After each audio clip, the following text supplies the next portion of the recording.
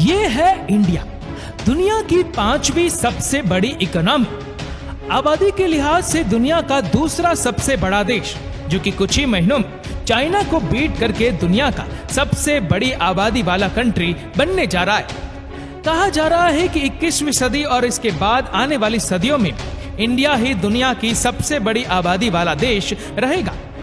पिछले कुछ सालों में जिस तरह इंडिया की इकोनॉमी पूरे विश्व पर छाई है, उसने सबको हैरान करके रख दिया है। एनालिस्ट ये अनुमान कर रहे हैं कि 2026 तक इंडिया जर्मनी को पीछे छोड़कर दुनिया की चौथी सबसे बड़ी इकोनॉमी बन जाएगा। वर्ल्ड बैंक के एक रिपोर्ट के मुताबिक पिछले 20 सालों में इंडिया में करीब 2 करोड़ लोग गुर्बत से निकल आए हैं। इकोनॉमिक्स पंडित इंडिया को द नेक्स्ट चाइना कह रहे हैं। पिछले कुछ सालों में इंडिया ने ऐसा क्या किया कि आज वह दुनिया की फास्टेस्ट ग्रोइंग इकोनॉमीज की लिस्ट में टॉप पर आ गया है? और क्या वाकई इंडिया अगला चाइना बनने जा रहा है, या फिर वह इकोनॉमिकली चाइना को भी बीट करने वाला है? क्या ये सब वाकई हकीकत है या फिर सिर्फ एक मीडिया प्रोपेगेंडा? और इस सब में पाकिस्तान के लिए क्या सबक है, आइए जानते हैं। हजारों साल तक इंडियन सब कॉन्टिनेंट दुनिया की अमीर तरीन कंट्रीज में से एक था। 16वीं सदी तक पूरी दुनिया की 25% ट्रेड इसी सब कॉन्टिनेंट के थ्रू होती थी। फिर आए अंग्रेज, जिन्होंने 200 साल तक इंडिया पर राज करने के बाद उसे इस हाल में छोड़ा कि गोल्डन बर्ड कहलाने वाला देश 2 हिस्सों में बंट चुका था और हर तरफ गरीबी और भूख के डेरे थे। हजारों साल से इकट्ठे रहने वाले एक दूसरे के गले काट रहे थे। फिर 1947 में इंडिया और पाकिस्तान आजाद हुए। 1.5 साल बाद ही बॉर्डर के उस पार चाइना में कम्युनिस्ट पार्टी ने मुल्क का कंट्रोल संभाल लिया। इंडिया, पाकिस्तान और चाइना तीनों की शुरुआत लगभग एक जैसी ही थी, जहां ये तीनों देश रिसोर्सेज की कमी, करप्शन और पॉलिटिकल इंस्टेबिलिटी का शिकार थे। वहीं हांगकांग, सिंगापुर और साउथ कोरिया मुसलसल तरक्की करके एशियन टाइगर्स बन रहे थे। चाइना उस वक्त सिंगापुर की प्रोग्रेस से बहुत ज्यादा इंप्रेस था। चाइना के ऑफिसर्स सिंगापुर जाते ताकि वहां पर सिंगापुरियन मॉडल को स्टडी कर सके। अब ऑब्वियसली सिंगापुर और चाइना में बहुत बड़ा फर्क है। जैसे कि सिंगापुर की आबादी चाइना की आबादी का 0.5% भी नहीं है, मगर एक चीज जो चाइना के लीडर्स को बहुत अट्रैक्ट कर रखी थी, वह ये थी कि किस तरह सिंगापुर ने एक अथॉरिटेरियन रीजियम में इतनी ज्यादा तरक्की की है। अब सिंगापुर की स्टोरी भी बहुत जबरदस्त है। एक गरीब देश जिसकी आधी से ज्यादा आबादी नशे की आदी थी, वो चंद ही सालों में एशिया और फिर दुनिया का अमीर तरीन कंट्री कैसे बन गया? चाइना ने बड़ा क्लोजली सिंगापुर को फॉलो करना शुरू कर दिया। 1978 में उस वक्त के चाइनीज लीडर डेंग शियाओपिंग ने चाइना में ओपन डोर पॉलिसी अनाउंस कर दी। मतलब फॉरेन कंपनी अब चाइना में बहुत ही आसानी से कंपनी सेटअप कर सकती थी। चाइना का सबसे बड़ा एडवांटेज था एक बहुत बड़ी और सस्ती लेबर फोर्स। ये था भी इंडस्ट्रियल रिवॉल्यूशन का दौर और फैक्ट्रीज को लो स्किल्ड और सस्ते वर्कर्स ही चाहिए थे। इसीलिए 1980 और 90 में चाइना में एक बहुत बड़ा मैन्युफैक्चरिंग बूम आया। सारे लो एंड प्रोडक्ट्स जैसे कि खिलौने, प्लास्टिक और लिनन वगैरह की प्रोडक्शन चाइना शिफ्ट हो गई। उस जमाने में चाइना की एनुअल ग्रोथ 10% तक जा पहुंची। यही वो टाइम था जब इंडिया ने भी अपने दरवाजे बाहर की दुनिया के लिए खोल दिए और 1991 से ऑनवर्ड्स इंडिया एक बहुत ही स्ट्रॉन्ग ग्रोथ स्ट्रेटेजी पर आ गया। दूसरी तरफ यही वो टाइम था जब पाकिस्तान मार्शल लॉ और पॉलिटिकल इंस्टेबिलिटी के गहरे बादलों में गिर चुका था। कोई भी इलेक्टेड गवर्नमेंट अपना टाइम पूरा नहीं कर रही थी। हर 2 से 3 सालों बाद गवर्नमेंट चेंज हो रही थी। एक अजीब सी आंख मिचोली चल रही थी। हर नई आने वाली गवर्नमेंट पुरानी गवर्नमेंट की पॉलिसीज को डिसकंटिन्यू कर देती थी। जब पॉलिटिकल सेटअप इतना वीक हो तो इन्वेस्टर कॉन्फिडेंस बहुत लो हो जाता। यही वो एरिया है जहां इंडिया पाकिस्तान पर बाजी ले गया। इंडिया दुनिया की सबसे बड़ी डेमोक्रेसी है। इंडिया पाकिस्तान के साथ ही आजाद हुआ और तकरीबन एक जैसे हालात में ही, मगर आज तक वहां पर कभी भी मार्शल लॉ नहीं लगा, कभी भी आर्मी ने हुकूमत का तख्ता नहीं पलटा और इसीलिए वहां की पॉलिसीज में वक्त के साथ साथ कंटिन्यूटी आती रही। दूसरा एक बहुत बड़ा एडवांटेज जो इंडिया को मिला वो ये था कि इंडिया दुनिया का दूसरा सबसे बड़ा अंग्रेजी जबान बोलने वाला देश है, जहां पर तकरीबन 10 से 12 करोड़ लोग इंग्लिश ना सिर्फ समझ सकते हैं बल्कि बोल भी सकते हैं। यही वजह थी कि वेस्टर्न वर्ल्ड के लिए एशिया में इंडिया एक बहुत ही डिजायरेबल कंट्री बन गया। इंडिया को जो दूसरा बहुत बड़ा एडवांटेज मिला वो ये है कि ये एक बहुत बड़ी आबादी, जिसमें ऑलमोस्ट 58% लोग 30 साल से कम उम्र के। 1950 में चाइना की आबादी ऑलमोस्ट 55 करोड़ थी और इंडिया की तकरीबन 35 करोड़, लेकिन पिछले 70 सालों में 390% बढ़ी है और अभी भी वह इस रेट पर बढ़ रही है, जिसमें यूनाइटेड नेशन के मुताबिक 2050 तक इंडिया की आबादी में 20 करोड़ लोग और शामिल हो जाएंगे। इतनी बड़ी मैन पावर के साथ इंडिया चाइना को सस्ती लेबर में कंपटीशन दे रहा होगा, बल्कि इसकी शुरुआत तो काफी हद तक हो भी चुकी है। इंडियन स्टेट तमिलनाडु में इंडियन कंपनी टाटा एप्पल के लेटेस्ट आईफोन के कंपोनेंट्स मैन्युफैक्चर कर रही है। इकोनॉमिक्स टाइम्स के मुताबिक अगले कुछ सालों में इंडिया दुनिया का सबसे बड़ा आईफोन बनाने वाला कंट्री बन जाएगा और कुछ ही साल पीछे चले जाए तो आईफोन की प्रोडक्शन को चाइना कंप्लीटली डोमिनेट कर रहा था। इसी तरह कुछ रिपोर्ट के मुताबिक अगले 20 से 30 सालों में इंडिया में ऑलमोस्ट 50 करोड़ लोग मिडिल इनकम क्लास में शामिल हो जाएंगे। इतनी बड़ी मिडिल क्लास पूरी दुनिया में कहीं नहीं है। जब ये लोग पैसा खर्चेंगे तो डोमेस्टिक डिमांड बढ़ेगी, कैश फ्लो साइकिल एक्सपेंड होगा और इकोनॉमी मजीद ग्रो करेगी। और इसीलिए कई इकोनॉमिक पंडित ये भी बता रहे कि 2027 से 2030 के दरमियान इंडिया जापान को बीट करके दुनिया की तीसरी बड़ी इकोनॉमी भी बन सकती है।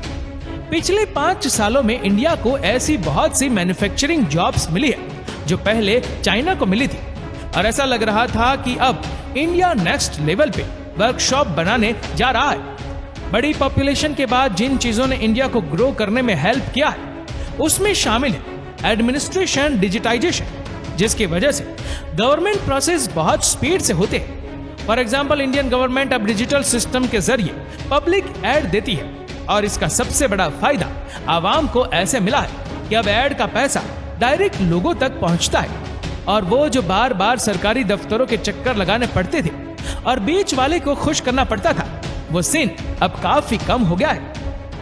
इसके अलावा इंफ्रास्ट्रक्चर की डेवलपमेंट जैसे कि नेशनल रोड नेटवर्क जो कि 2014 के बाद से 50% इंक्रीज हुआ है। इसी तरह एयर फैसिलिटी 50% इंक्रीज हुई है, जिसकी वजह से फ्रेट ट्रांसपोर्ट लगातार बढ़ रही है। सस्ती इंटरनेट फैसिलिटी, स्मार्टफोन्स और डाटा तक easy access, single tax regulation और सस्ती टेलीकम्युनिकेशन सर्विसेज, ये है वो फैक्टर्स जिसकी वजह से पिछले कुछ सालों में इंडियन इकोनॉमी लिटरली एक्सप्लॉइट हुई है। इन्हीं सब फैसिलिटी की वजह से इंडिया में एक जबरदस्त स्टार्टअप कल्चर आया है। आपको शायद ये जानकर हैरानी होगी कि इंडिया में 2022 के लेटेस्ट स्टेटिस्टिक्स के मुताबिक 107 यूनिकॉर्न है, जबकि पाकिस्तान में एक रिपोर्टेडली सिर्फ एक लोकल यूनिकॉर्न है। फॉरेन कंपनीज को अट्रैक्ट करने के लिए इंडियन गवर्नमेंट ने $26 बिलियन का प्लान लॉन्च किया है, जिसमें मल्टीनेशनल्स कम सैलरी पर लोकल टैलेंट को हायर कर सकेंगे और इसी की वजह से सैमसंग और फॉक्सकॉन जैसी कंपनी अपने ऑपरेशंस इंडिया में बढ़ा रही है और आखिर में वह 3 करोड़ इंडियन है जो दूसरे कंट्रीज में काम करते हैं और वापस इंडिया में अपनी फैमिली को पैसा भेजते हैं। 2021 में इंडिया को $90 बिलियन की रेमिटेंसेस मिली जो इन्हें एक्सपर्ट्स ने भेजी थी, लेकिन अब ऐसा भी नहीं है कि इंडिया में सब अच्छा ही है। अभी भी बहुत से एरिया है जहां पर इंडिया पाकिस्तान की तरह बहुत स्ट्रगल कर रहा है। 2014 में चेन्नई में नोकिया का सबसे बड़ा प्लांट बंद हो गया, जिसकी वजह से करीबन 8,000 वर्कर्स जॉबलेस हो गए। इस प्लांट के बंद होने की वजह थी tax dispute, complex tax regulations और इंपोर्ट टैरिफ की वजह से काफी फॉरेन कंपनी अब इंडिया में इन्वेस्ट करने से कतराती है। 2018 के बाद से मोदी सरकार ने इंपोर्ट टैरिफ बढ़ाए, जिसकी वजह से कई फॉरेन कंपनीज दोबारा चीप लेबर के लिए चाइना की तरफ देख रही है। इसी तरह गो के पिछले कुछ वर्षों में इंडिया में गरीबी कम हुई है, मगर अभी भी पॉवर्टी गैप बाकी डेवलप्ड कंट्रीज के मुकाबले में बहुत ज्यादा है। 2020 में पब्लिश होने वाले नेशनल हाउस होल्ड सर्वे के मुताबिक 9% आबादी के पास कंप्यूटर है, जबकि 18% लोगों के पास वॉशिंग मशीन है और सिर्फ 8% के पास अपनी गाड़ी है। नेशनल कंसेंसस के रिपोर्ट के मुताबिक तकरीबन 27 करोड़ इंडियन शदीद गुर्बत का शिकार है। ये वो एरियाज है जहां इन दोनों देशों को बहुत सख्त काम करने की जरूरत है। अभी तक इंडिया की ज्यादातर प्रोग्रेस पेपर से ग्राउंड तक ट्रांसलेट नहीं हो पाई। इसी तरह 2017 की एक रिपोर्ट के मुताबिक तकरीबन 25% इंडियन बच्चे जिनकी उम्र 14 से 18 साल के दरमियान है, अपनी जुबान में कुछ भी पढ़ या लिख नहीं सकते। अनएम्प्लॉयमेंट, बेरोजगारी भी इंडिया का बहुत बड़ा मसला है। बढ़ती आबादी के साथ साथ बेरोजगारी भी लगातार बढ़ रही है और यही सिचुएशन पाकिस्तान में भी। अभी रिसेंटली कैपिटल स्टार्टअप नामी एक मैगजीन में ये स्टेट्स पब्लिश हुए हैं। ये पाकिस्तानी में ऑलमोस्ट 4000 PhD होल्डर्स बेरोजगार है और यही बेरोजगारी बढ़ते क्राइम रेट की सबसे बड़ी वजह है। इंडिया में आबादी बहुत बड़ी है, इसीलिए बेरोजगारी भी बहुत ज्यादा है और वायरस के बाद से तो ये बेरोजगारी कुछ ज्यादा ही बढ़ गई है। एक स्टडी के मुताबिक 2021 में अनएम्प्लॉयड ग्रेजुएट की तादाद 19.3% थी, जबकि ये 2020 में 15.1% और 2019 में 14.9% थी। मतलब पढ़े लिखे होने के बावजूद नौजवानों के लिए नौकरी ढूंढना मुश्किल होता जा रहा है। इसी तरह करप्शन में इंडिया और पाकिस्तान बुरी तरह पिटे हुए हैं। इसके अलावा इंडिया की एक बहुत बड़ी बात यह है कि कास्ट सिस्टम, यहाँ पर निचली जाति के लोगों को कई अपॉर्चुनिटी से दूर रखा जाता है। इसके अलावा रिलीजियस और सेक्टेरियन टेंशन जो दंगे फसाद की जड़ बनती है। दूसरी तरफ पाकिस्तान में कास्ट वगैरह का तो सिस्टम नहीं, मगर हाँ फिरका वरियत उरूस पर जरूर है। मजहबी जुनूनियत, तासुब और इनटॉलरेंस इन दोनों देशों की बड़ी बात है और इन तीनों चीजों से निकलने की रिस्पॉन्सिबिलिटी रिलीजियस और पॉलिटिकल लीडर्स की होती है। मगर अनफॉर्चुनेटली दोनों देश इस मामले में बहुत बदकिस्मत रहे। दोनों देश के करप्ट लीडर्स ने आवाम को ट्रक की बत्ती के पीछे लगाया हुआ है, वोट की खातिर एक दूसरे का दुश्मन बनाया हुआ है। जात पात और धर्म के नाम पर दुश्मनी के ऐसे गहरे बीज बोए कि 70 साल से दोनों मुल्क एक दूसरे को नीचा दिखाने में लगे हुए और दूसरी तरफ दुनिया कहां से कहां पहुंच गई है।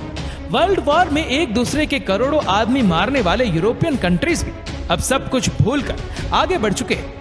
आप जर्मनी के वीजे पर फ्रांस जा सकते हैं। आज से 80 साल पीछे चले जाए तो कोई सोच भी नहीं सकता था कि ये दोनों देश जो एक दूसरे के सख्त दुश्मन हैं, कभी एक करेंसी और वीजा इस्तेमाल करेंगे। मैं दोनों कंट्रीज की ओर से ये कहना चाहता हूँ कि अपने अपने देश पर फक्र जरूर करें, अपने देश से प्रेम जरूर करें, मगर आपस के स्वार्थ को दुश्मनी में मत बदले। पास्ट में जो हो चुका है वो हो चुका, अब आगे बढ़ने का वक्त है। दोनों देश अब किसी जंग को नहीं सह सकते। हमें बहुत उम्मीद है कि इन दोनों कंट्री के यूथ अब ये हालात बदलेगी, ये नफरत के बादल छटेंगे और चेंज जरूर आएगी और इसी में इन दोनों कंट्रीज का फ्यूचर है। थोड़ी देर जरूर है मगर अंधेर नहीं। पाकिस्तान को एक लंबे डेमोक्रेटिक प्रोसेस की जरूरत है। हर 2 से 3 साल के बाद हुकूमत की तब्दीली को फाइनली खत्म करना होगा। इंडिया की तरह एक आजाद फॉरेन पॉलिसी अपनानी होगी जहां पर सिर्फ देश का फायदा देखा जाए और किसी भी सूरत में मिलिट्री को इजाजत नहीं होनी चाहिए।